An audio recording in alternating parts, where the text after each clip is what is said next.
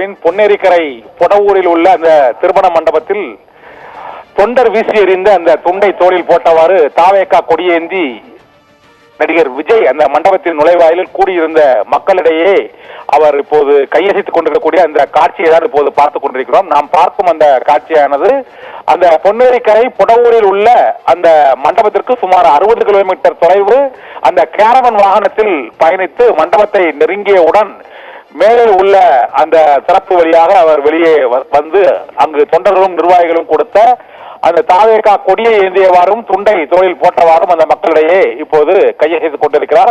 ஆதரவாளர்களின் அந்த ஊர் மக்களின் அந்த உற்சாக வரவேற்பை அவர் ஏற்றுக்கொண்டிருக்கிறார். ஏற்கனவே விக்கிரவாண்டி மாநாட்டில் அந்த தொண்டர்கள் வீசி எறிந்த அந்த துண்டை பிடித்து அதை தோளில் அணிந்தவாறு அந்த மாநாட்டில் உரையாற்றிய அந்த காட்சியை நினைவுறுத்தும் வகையில் இப்போதும் அந்த கேரவன் வாகனத்தை நோக்கி தாவேகா நிர்வாகிகள் துண்டுகளை அந்த கட்சி கொடி வண்ணத்திலான துண்டுகளை வீசி எறிந்து கொண்டிருக்கக்கூடிய அந்த காட்சியை தான் இப்போது பார்த்து கொண்டிருக்கிறோம்.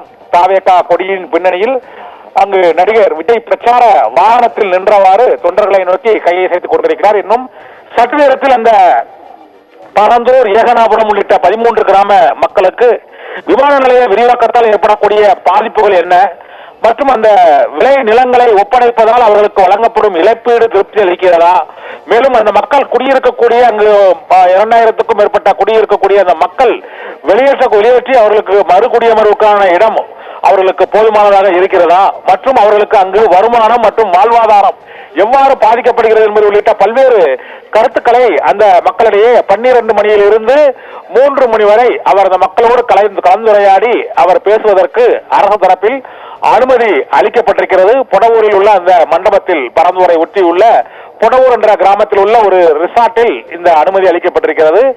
அங்கு அவர் பிரச்சார வாகனத்தில் தற்போது சென்றடைந்திருக்கிறார். இன்னும் சற்று நேரத்தில் அந்த மக்களோடு அந்த போராட்ட எதிர்ப்பு குழுவினர் ஒரு 12 பேர் அவரிடம் அந்த பிரச்சனைகள் தொடர்பாக விவரிக்க இருக்கிறார்கள். அந்த கருத்துக்களை எல்லாம் உள்வாங்கிய பிறகு அந்த மக்களின் உணர்வுகள் என்ன என்பது குறித்து தமிழக வெற்றி கழகத்தின் தலைவர் நடிகர் விஜய் உரையாற்ற இருக்கிறார் என்று எதிர்பார்க்கப்படுகிறது.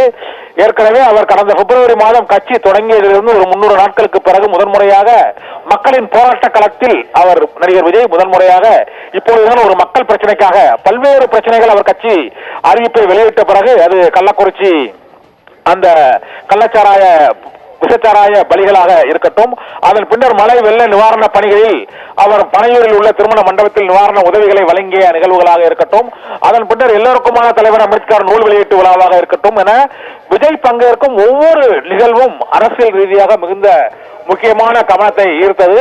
இருந்த போதிலும் ஈரோடு கிழக்கு தொகுதி இடைத்தேர்தலை புறக்கணிக்கப் போவதாகவும் அவர் அறிவித்துவிட்டு அங்கே ஜனநாயகமும் மற்றும் ஆட்சி அதிகாரமும் நிலைநாட்டப்படுவதற்கான வாய்ப்பு இல்லை என்பதால் தேர்தலை புறக்கணிக்கிறோம் என்றும் 2026 தேர்தலே தமது இலக்கு என்று கூறிவிட்டு அங்கு கூறிய நடிகர் விஜய் தற்போது பரந்தூர் விமான நிலைய விரிவாக்க திட்டத்திற்கு எதிரான அந்த போராட்டத்தில் அந்த போராட்ட குழுவில் உள்ள மக்களை சந்திப்பதற்காக இப்போது அங்கு பரந்தூரில் உள்ள அந்த மேல் பொடவூர் என்ற கிராமத்தில் உள்ள இந்த ரிசார்ட்டில் அவர் மக்களை சந்திக்கிறார்.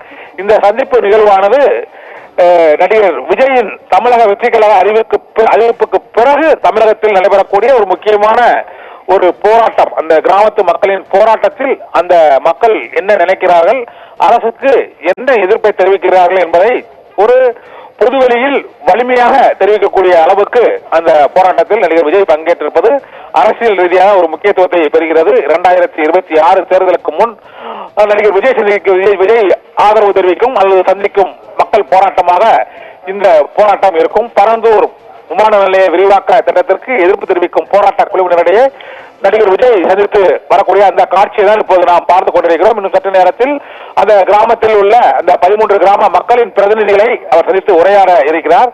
உரையாடிய பின்னர் அவர் அந்த மக்களிடையே அடுத்த கட்டமாக என்னென்ன நடவடிக்கைகள் எடுக்க போகிறோம் என்பது குறித்து நடிகர் விஜய் இந்த மக்களிடையே உரையாற்றுவார் என்றும் எதிர்பார்க்கப்படுகிறது. இந்த உரையானது எத்தகைய எதிர்பார்ப்புகளை அந்த மக்களின் எதிர்பார்ப்புகளை நிறைவேற்றுமா, பரந்தூர் விமான நிலைய விரிவாக்க திட்டத்திற்கு எதிர்ப்பு தெரிவிப்பதற்கு முதல் கட்டமாக நடிகர் விஜய் இந்த போராட்ட களத்தை பயன்படுத்தி இருக்கிறார். முழுவதுமாக இந்த பரந்தூர் விமான நிலையத்தை எதிர்த்து விஜய் என்ன போராட்ட வடிவத்தை கையாள போகிறார் என்பது உள்ளிட்ட பல்வேறு அம்சங்கள் மக்களிடையேயும் அரசியல் தலைவர்களிடையேயும் ஒரு முக்கிய எதிர்பார்ப்பை ஏற்படுத்தி இருக்கின்றன. இந்த போராட்டத்தை முன்னிறுத்தியே 2026 தேர்தல் களத்தில் நடிகர் விஜயின் அந்த பிரச்சாரம் உள்ளிட்ட பல்வேறு கருத்துக்களை கேட்டிருந்த பின்னர் நடிகர் விஜய் அறிவிக்க போகும் அந்த அறிவிப்புகள் என்ன என்ற எதிர்பார்ப்பு எதிரி இருக்கிறது. அந்த எதிர்பார்ப்பானது மக்களோடு மக்களாக அமர்ந்து அவர் நாம் போராட்டத்தில் உண்ணாவிரத போராட்டமோ அல்லது ஆர்ப்பாட்டமோ தர்ணாவோ அல்லது காலவரையற்ற போராட்டத்திலோ ஈடுபடுவாரா என்ற ஒரு கேள்வி எழுந்திருக்கிறது. இந்த சூழ்நிலையில்தான் நடிகர் விஜயின் இந்த முதல் போராட்டம் என்ன அளவுக்கு மக்களிடையே செல்வாக்கை பெறப்போகிறது என்ற எதிர்பார்ப்பும் இன்னும் சற்று இந்த போராட்டத்தை முடிவடைந்து விஜய் பேசிய பின்னர் அது தொடர்பாக என்னென்ன விளைவுகள் மற்றும் அந்த மக்களுக்கு அவர் அளித்துள்ள உறுதிமொழிகளை அவரால் நிறைவேற்ற முடியுமா, மக்களோடு மக்களாக அமர்ந்து போராட்டத்தில் ஈடுபடுவாரா என்ற ஒரு எதிர்பார்ப்பு எழுந்திருக்கிறது. 2 அறிவிப்புகளை அவர் வெளியிடக்கூடும் என்ற தகவலும் நமக்கு கிடைத்திருக்கிறது.